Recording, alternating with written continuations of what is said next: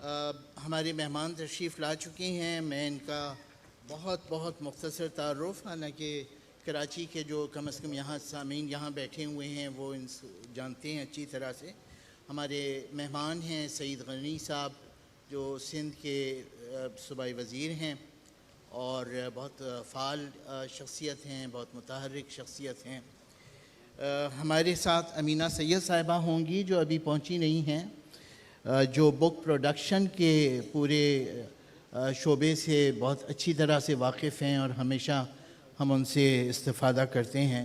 यूसुफ़ खुश साहब तशरीफ़ लाए हैं जो चेयरमैन हैं पाकिस्तान एकेडमी ऑफ लेटर्स के। नुमान अहमद साहब प्रोफेसर हैं NED यूनिवर्सिटी में, और रियाज शेख साहब dean faculty of social sciences हैं ज़ेबिस्ट यूनिवर्सिटी में। बहुत शुक्रिया जाफ़र साहब, और मैं अहमद शाह साहब का भी बहुत शुक्रिया अदा करूँगी कि वो हमेशा जब भी उर्दू कॉन्फ्रेंस होती है या कोई भी यहाँ इवेंट होता है वो तालीम को वो हमेशा शामिल करते हैं, बहुत तालीम को बहुत तरजीह देते हैं पाकिस्तान में। तो आपने अभी ज़िक्र किया उसका मेरे ख़्याल में सिंगल नेशनल करिकुलम का, यकसा करिकुलम का, और मेरे ख़्याल में ये जो 2006 में जो बना था करिकुलम, ये नेशनल करिकुलम था, लेकिन हर सूबे को इतनी इजाज़त थी कि वो अपने सूबे के मुताबिक उसको ज़रा सा उसमें तब्दीली लाएं, और जो अपने जो हर सूबे के जो भी बड़े बड़े शख्सियात हैं और वहाँ की जो ख़ास तौर पे जो हिस्ट्री है या वो भी शामिल करें।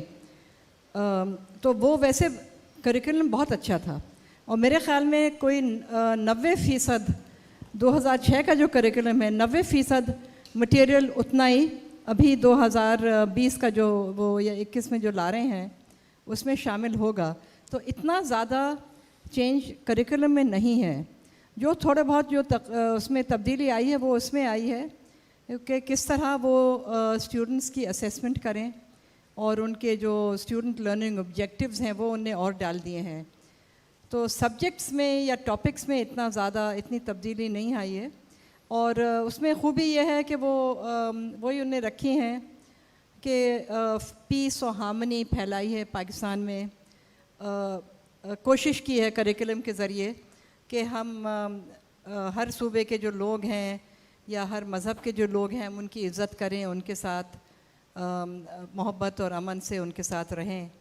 ये सब चीज़ें उसमें हैं, और ये भी है कि उसमें जो स्टूडेंट्स हैं वो सवाल करें। ये नहीं कि कोशिश ये की है कि उसमें वो रटने का वो सिलसिला ना हो, रोट लर्निंग उसको छोड़ दिया है।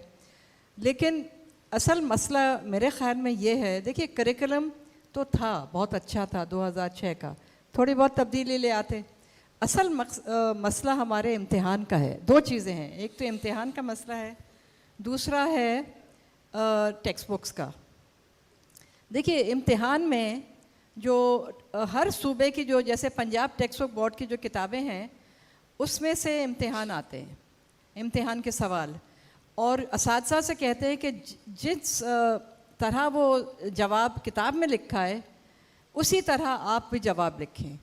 अगर वो अपनी तरफ से कोई ओरिजिनल कोई जवाब देंगे तो उनको मार्क्स अच्छे नहीं मिलेंगे। तो ये तो बिल्कुल असल में इम्तिहान पे हर चीज़ है। अगर बच्चों को कहेंगे कि आप अपनी मैट्रिक की किताब रट के आ जाएं और वही दोहरा दें इम्तिहान में, तो वो ज़ाहिर है वो जो क्रिटिकल थिंकिंग तो पैदा नहीं होगी, ना सोच पैदा होगी। वो तो सिर्फ जो उनका हिफ्ज़ करने का जो सलाहियत है वो डेवलप होगी। तो मैं ये कहना चाहूँगी कि देखिए एक तो इम्तिहान चेंज करें।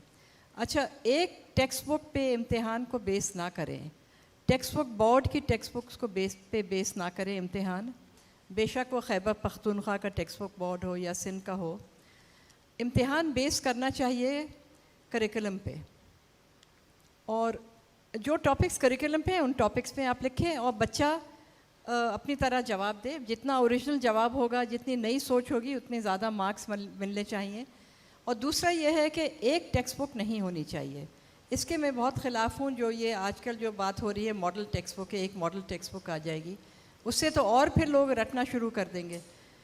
मल्टीपल टेक्स्ट बुक्स का सिस्टम होना चाहिए कि हर सब्जेक्ट में वो 3-4 टेक्स्ट बुक्स यहाँ माशाल्लाह इस कदर पब्लिशर्स हैं और मेरा अभी अब टेक्स्ट बुक्स का पब्लिशर जो मैंने लॉन्च किया है 1 साल पहले, लाइट स्टोन पब्लिशर्स, जो प्योरली पाकिस्तानी पब्लिशर है और पाकिस्तान के लिए टेक्स्ट बुक्स शाये कर रहे हैं हम।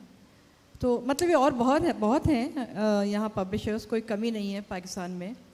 तो जो उनको कोई कंपटीशन हो या रिव्यू हो, उसमें से 3-4 वो जो बेहतरीन किताबें हैं हर मौजू पे और हर लेवल के लिए वो सिलेक्ट कर लें और बेशक कहें कि ये किताबें स्कूलों को इस्तेमाल करनी चाहिए। इनमें से स्कूलों को कुछ तो चॉइस दें कि आप अगर आपको ए पब्लिशर की अच्छी नहीं लगी तो आप बी पब्लिशर की देख लें, बी की नहीं लगी तो सी की देख लें।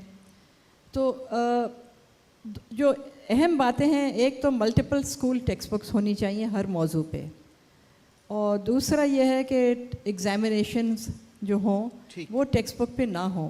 तीसरा मैं तो ये भी कहूँगी कि जो टेक्स्ट बुक बोर्ड्स हैं, देखिए उनको बहुत काम करना है।